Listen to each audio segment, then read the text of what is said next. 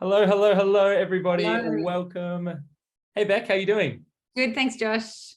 Awesome. It's so good to have you here. And for anyone watching, anyone joining, anyone listening, anyone reading the transcript of this, or whatever format we get it to you through the interwebs and over the airwaves, I'd like to introduce you to the amazing Rebecca Miller, Head of Seek Volunteer ANZ, who joins us today to talk about, amongst many other things, the power, the brilliance, the optimism, and the potential of volunteering. Beck, thanks for joining today. Thanks for having me, Josh. Great to be here. Thrilled to have you, and really nice to chat with you today on Are You OK Day. So I guess it's probably a great place to start. How are you doing, Beck? Are you doing okay today? I am doing okay. I'm in Melbourne. It's a bit drizzly. I have spent the day with my team, checking in on them to make sure they're okay. And yeah, doing much better than we were in Victoria in 2020 and 2021 as well. So very optimistic today. So thanks for checking in. And how are you doing, Josh? I'm doing well.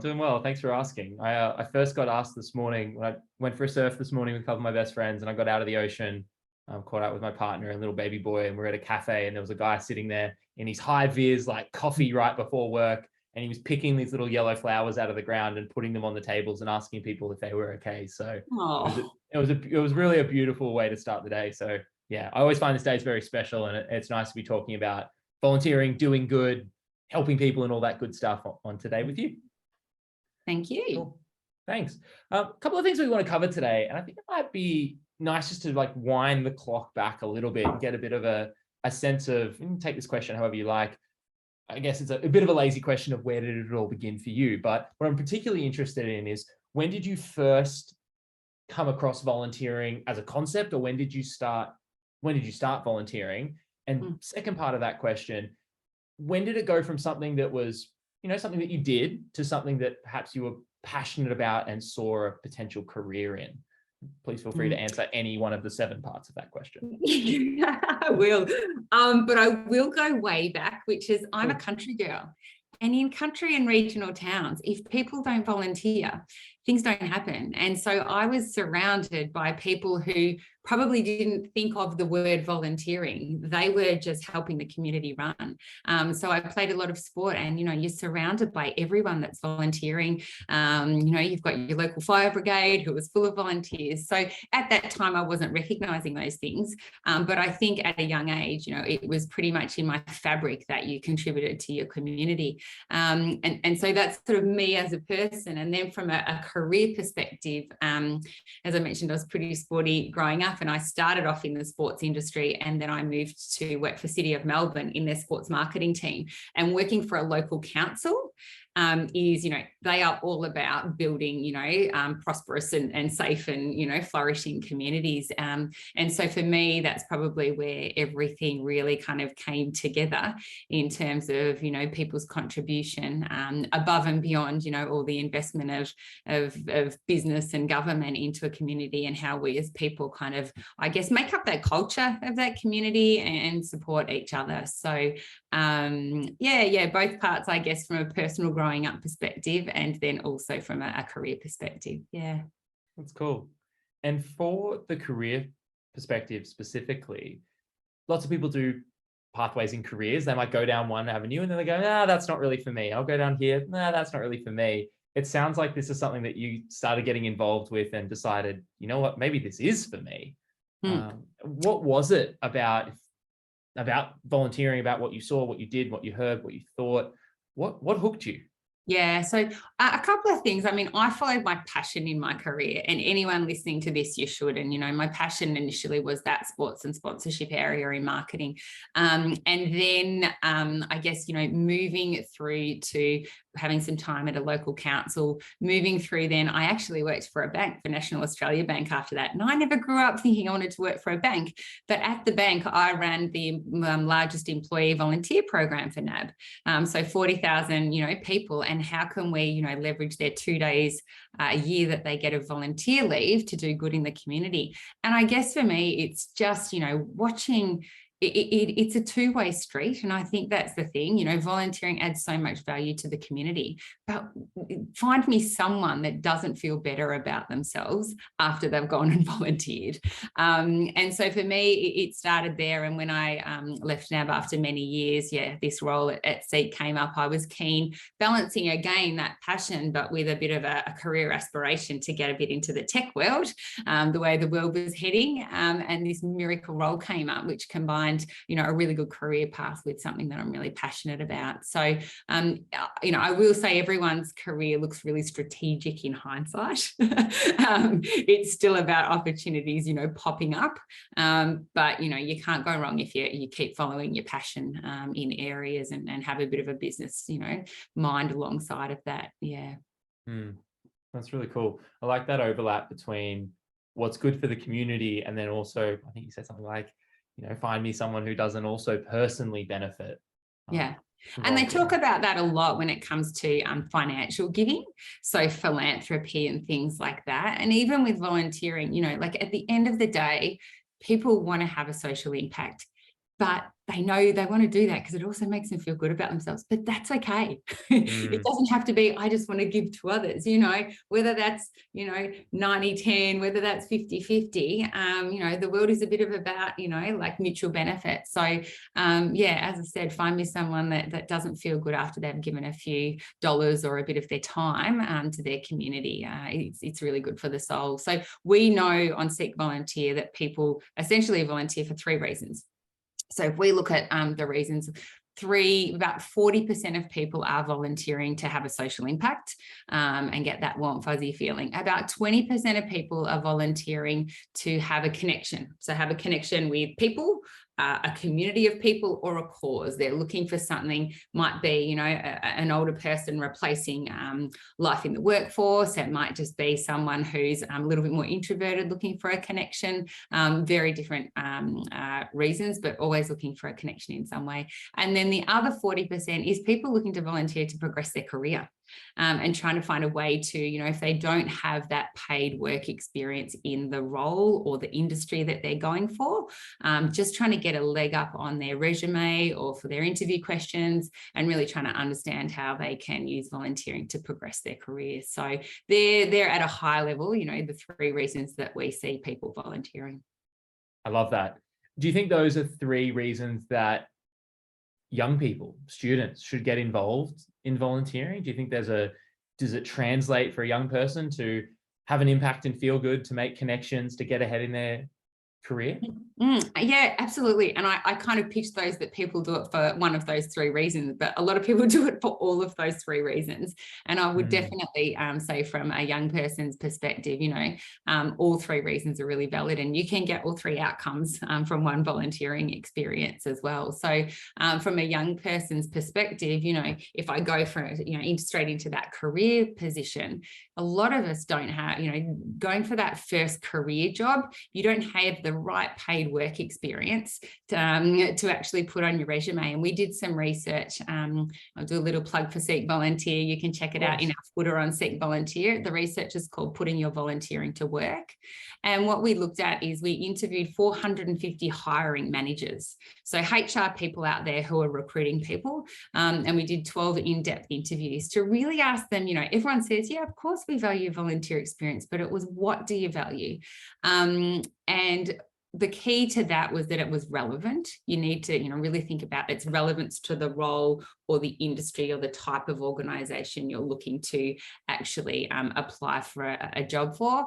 And they use, if I'm a hiring manager, I'm looking through 3 lenses, right? So I'm looking through, are you a good cultural fit for my organization? So if you've got volunteering on your resume, that tells me you're a bit of a team player. You've got a compassionate heart, you're caring for others. They're also looking for soft skills. You know, any volunteer opportunity, if you're putting yourself out of your comfort zone to walk into an organization or a situation to help others, that says a lot about your soft skills in terms of communication, people engagement. You know, again, find me a couple of skills that you couldn't get out of that. And then the 3rd one, which is a little bit more tricky, but usually comes from skilled volunteering, is developing transferable skills. So it might be that you're doing some, you know, communications or marketing, you might be running their social media, you might be doing a little project to get some project management skills, but really looking at how you can get some skills from volunteering to transfer into the workplace. So so we've got some great research there that I would encourage anyone to have a look at. And I guess the key after that is how you then talk to it on your resume. And sometimes it's nearly more important how you talk to it than what you've actually done. People have done amazing stuff, but they don't know how to talk to it. So we really have got some really great tips on Seek Volunteer for you to have a look at about how to talk to it on your resume and how to use it in an interview. That's so cool. That makes me think of, so we run a couple of different workshops, a whole range of workshops, but two in particular. One is how to stand out with no experience. And so you can tell me where I'm doing students a disservice here or not. And one of the things we get them to do is, I call it the cycle of suffering. And students say, well, I can't get a job because I don't have any experience. But I can't get experience because I don't have a job. And then you go back and forth, back and forth, back and forth. You're stuck in what I call the cycle of suffering. And I put a big red X through that and write volunteering on the board. Like, my story is I had 10 volunteering roles while I was a student at campus. Like, I speak English as a first language. I'm a heterosexual white male. So I've got all of those things that I don't feel like I'm discriminated against in any unfair way. I was on a handful of scholarships. I had great grades. I was at a tier 1 university, honors, like on paper, it looked awesome. And I'm applying for jobs and no one's emailing me back. And I'm like, but my grades are good, Obviously, I didn't put the other stuff on there, but I'm like, my grades are great. Why is no one emailing me? And what I realized was I didn't have those transferable skills. I didn't have those soft skills. And one of the things that we do in these workshops is we say, look, if you don't have those experiences, volunteer, because you can literally, I get students to get a job ad, go through and highlight the keywords, then go to their resume or LinkedIn, tick off the things they've got, but put question marks next to the ones they don't have. And I go, if you don't have that skill, if you don't feel confident speaking to that, find a volunteering role where that's literally in the position description. Like, you can reverse engineer your volunteering by jumping on the Seek website, typing in that exact skill. And if you need project management experience, find the volunteering roles with that. Now, of course, as you said, there's a percentage that use it for skill development, but also you get to do good in the process. And you gave me such an aha moment there where you said, by volunteering, you're showing you're a team player, which is one of the top employability skills.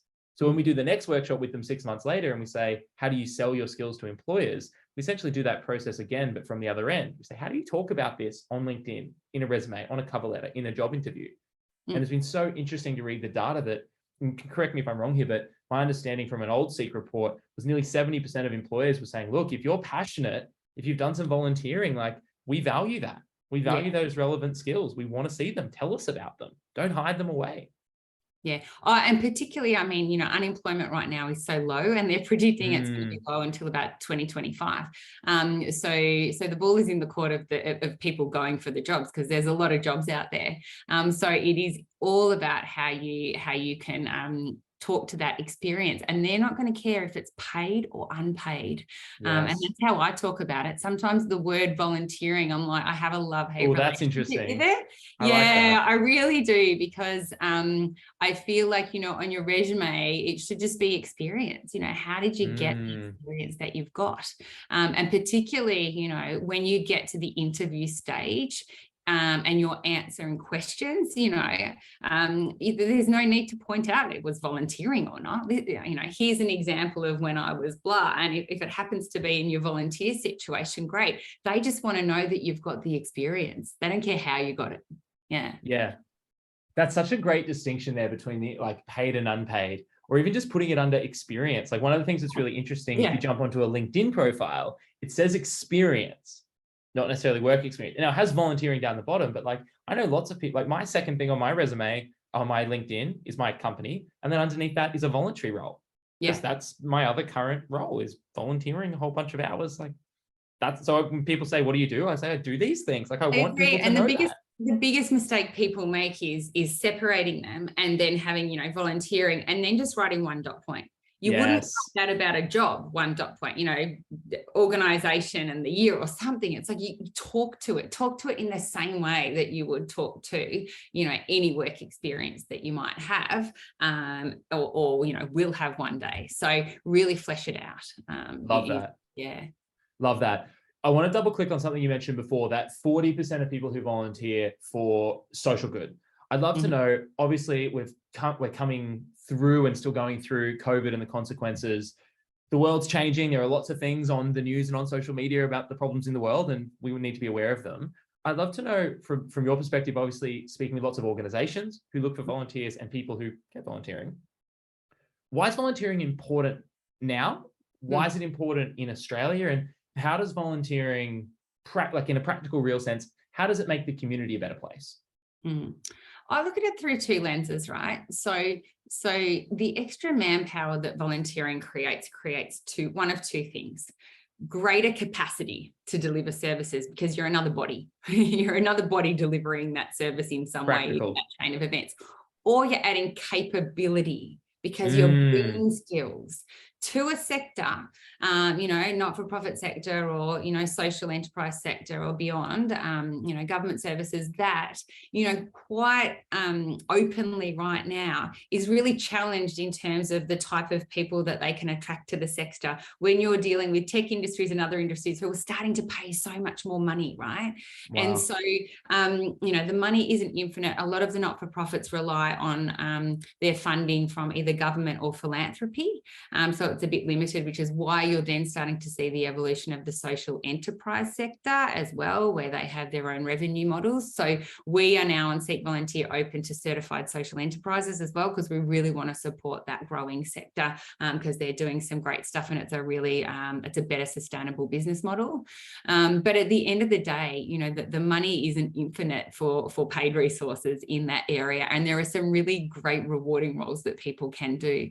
And so right now, what you'll see a lot in the media, unfortunately, there was some stuff out a few weeks ago, which is around volunteer participation declining. And we have a report that if you look year on year, of course it's declining. Half of Australia were in lockdown, which meant that volunteer programs, some of them were ramping through the roof because of the social services they provide. Some of them had stopped or were significantly reduced. But when you start to look at the data year on year, of course, the last year with COVID, a lot of us were stuck at home for a period of that time. And so I'm really conscious about the conversation that's going on out there about volunteer participation decreasing. It is informal volunteering, and that's what we are about, which is formal volunteering with a not-for-profit in an organised position.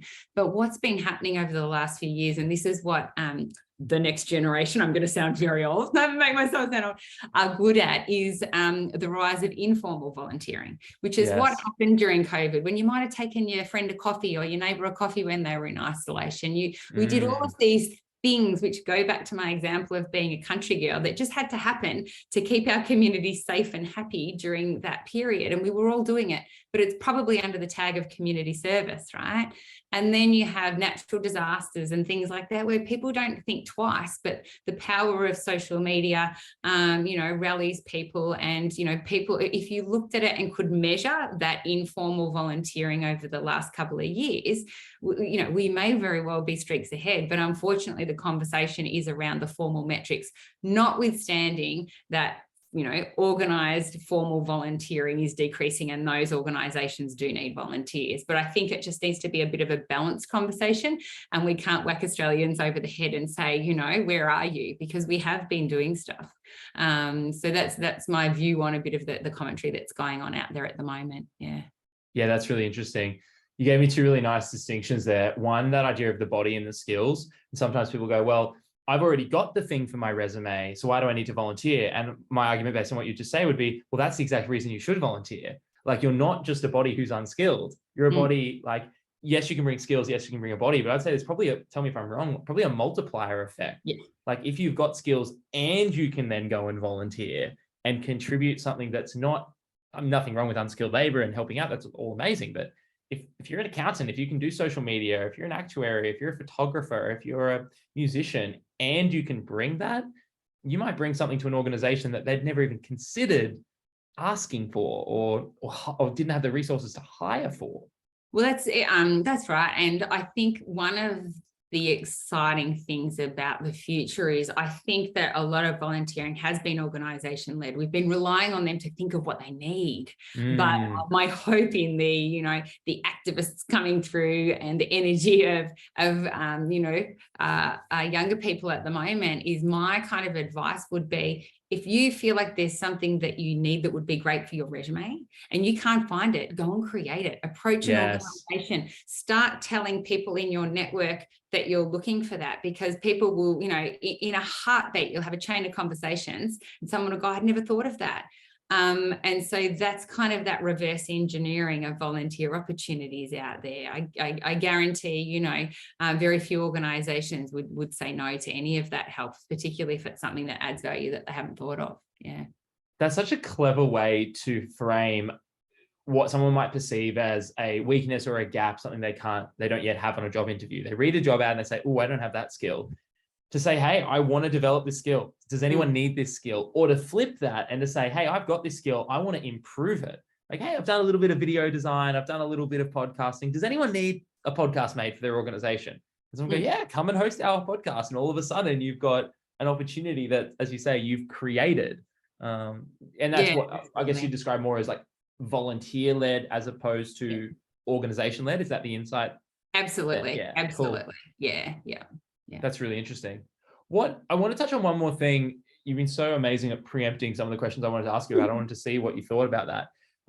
I'd love to ask about that middle bit. So 40, 40, 20. Yes, doing good in the world. Yes, skills. What about the connection piece? And are we missing something if we don't touch on the power of volunteering to bring people together? I grew up in the country, you grew up in the country. That was almost assumed, like, oh, we'll live together. We're a couple of hours from anyone else. Guess we better help each other out. And that happens to be good for our skills, which is amazing. What does it look like if you're an international student, you've come to Australia, you're 6 weeks into a degree at university, your exams are starting to pile up, and you say, well, you know, if I volunteer, I'm going to be connected. I'm going to meet people. What does that practically mean? And is there an example or a way of thinking about that might get students to go, oh yeah, like I didn't even know that I needed that.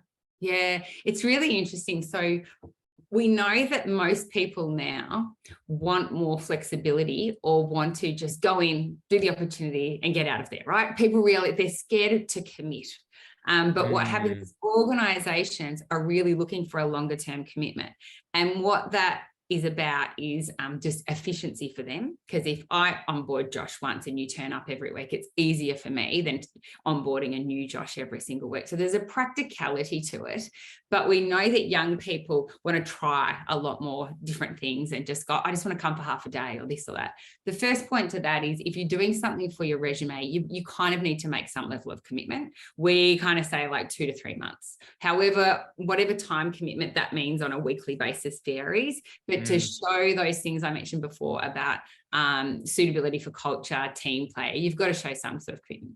But on the flip side of that, we've got this really interesting stat, is that when people do connect with an organization, 3 out of 4, regardless of their initial intention, end up having a long-term relationship with that organization. Wow. So even if you don't go in with the intention of connection and long-term, if they go in and have a good experience, they actually, 75% of people end up having some sort of ongoing relationship with an organization. So that shows you the power of that connection, whether it's to cause a group of people or you know, that organization. Yeah. Wow. And so so that's when they commit. So is that them saying, if I go in and I say, I'm going to volunteer once, multiple times, like, is there any, once, I'm going to commit once, I'm coming in, I'm doing the ticket stall at the raffle. And then 3 out of 4 of those end up, they come back next month. Yeah. So it's a really good, and so we use that, you know, on the other side of kind of the marketplace, talking to organizations who are constantly advertising that they want a long-term commitment from the volunteer. We're trying to say to them to be more attractive to younger people, just, you know, try to create some sort of one-off or shorter-term flexible opportunity, but get them in, give them a good experience, and you'll get that long-term commitment. You know, so I guess, you know, we sort of diverted from the question about connection, but it's kind of linked to commitment because, you know, and commitment, when you see a volunteer opportunity, it might say, you know, we want a commitment of you 6+ months. That might be 1 hour a month for 6 months. It doesn't mean it's a lot of your time. And I always say it's kind of like joining a basketball team. Your mates know life gets in the way. You're not like handcuffed to this commitment without any flexibility. So don't be shy to kind of jump in and then make it work for you. I was talking to this lady the other day who started volunteering. It was called the Casserole Club.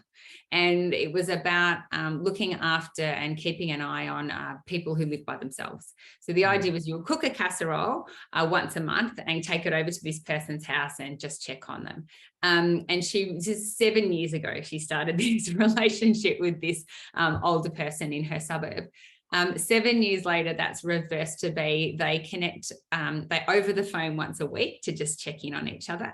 He now cooks for her and her family and brings stuff to her house. Wow. Because he's of a different nationality and cooks very differently. And she has a relationship with some of his family members because they live interstate, and she actually knows more about his daily routine than they do. So in terms of keeping an eye on him, but she doesn't even see that as volunteering now. She just sees that it's like mutual beneficial relationship. And she's like, at best it might be, 2 minutes on the phone to check in, and we might not talk for 3 weeks because we're both busy, or like so it's often just making it work for you and seeing then what it can evolve into. Yeah. I think that shifts there from what you do to who you are. Like, I think identity is such a powerful force in the human spirit. And if it goes from, this is a thing I do, to like, when people help out with the floods, why don't they put it on their LinkedIn? It's like, because that's a representation of who I am, Yeah. And so I think that's so powerful that someone can absorb that into their identity. Like, this is just something this is a part of me now. It's part of my life. Like, well, I have the love-hate relationship with the word volunteering because it makes it sound like this thing that you do versus just being part of who you are. Yes. And I'm a parent now. My kids are in primary school. And for me, my last volunteer opportunity sort of accidentally happened. And I ended up as the president of their local long day care and kindergarten centre, which is a huge one in our local community, servicing like 200 families. And I took that on, and then COVID hit, right? And I touched on my career history before. And one of the things I haven't done in my career is manage a profit and loss business. I have only ever really been in a business where I've had a budget, and I've had the joy in marketing and sponsorship and other roles of spending it. I've never had to worry about money in and money out. COVID hits, fully accountable for running a $3 million business, servicing all of these families. And so for me, that experience in that, like that's, now I feel super confident if I wanted to go in and, be CEO. I wouldn't be CFO, but if I had a CFO and I have like that experience, I feel really confident in, that financial management and those skills that I got. But for me, that was in that time, that was just critical for the community that business kept running, right? Like I didn't stop once and think about it as sort of volunteering. We were meeting, every single night, a bunch of parents trying to keep that business going. It was exhausting, I will admit. And at the end of that, I'm like, okay, I just need to do some general volunteering. So I'm the team manager of the grade 1 basketball team at my son's school. So I flipped from a kind of like, intellectually intense volunteering skilled experience that was great to going, okay, capacity for this year just has that, so yeah, it's choosing what's right for you at a time and getting out and moving on to something different that you're interested in as well. Yeah. That's brilliant. On the note of moving on and doing things different, you've been so generous with your time. I have one final question I'd love to ask you, if that's okay. And that is, obviously you meet, hear of, learn about, study, including reports, lots of different inspirational people in the volunteering space, whether it's from, casseroles to parents helping out with basketball teams and everywhere in between. I was wondering whether they're in volunteering or not, are there any people that you look up to or have looked up to in the past for inspiration, for guidance? Are there people who you think really embody what it is to be a volunteer or what it is to serve the community, whether that's the word or not? Is there anyone that comes to mind when you think of role models, leaders, inspiration, guides, anything like that? Yeah, the awesome thing in this space is, each of our federal and state governments have a huge volunteer recognition program in Australia for everyday people through to, find me an Australian of the year that hasn't volunteered, or some of that. Wow, that's a good line. We should use that. Yeah, find me an Australian of the year that hasn't volunteered. Yeah, or a young Australian of the year that hasn't volunteered either. And we're also in New Zealand, and a guy that's quite inspirational professional over there for me is a guy called Sam Johnson, and he runs a business called the Student Volunteer Army and does a lot of work in secondary schools with kids. So there's no big name out there for me in terms of, there's awesome, celebrity names that you'll hear around philanthropy and other things.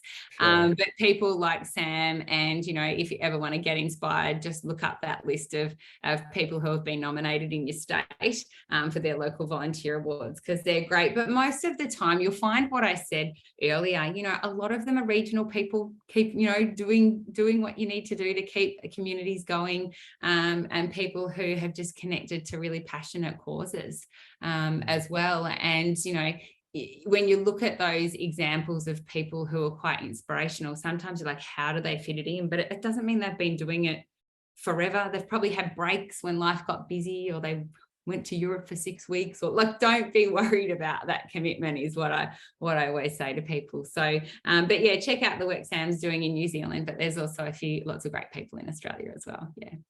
I love that. Beck, that's absolutely awesome. If you were going to leave us with one idea, one action, one encouragement, if you were sitting down and I wasn't me, but I was a first-year student or a second-year student or any student, I was at a university campus and I said, all right, Beck, you've convinced me. I'm going to start volunteering, or I'm going to think about volunteering. Is there a place to start? Is there, I don't know, a website to go to, for example, to browse opportunities? What would you say to me? Where should I start? Yes.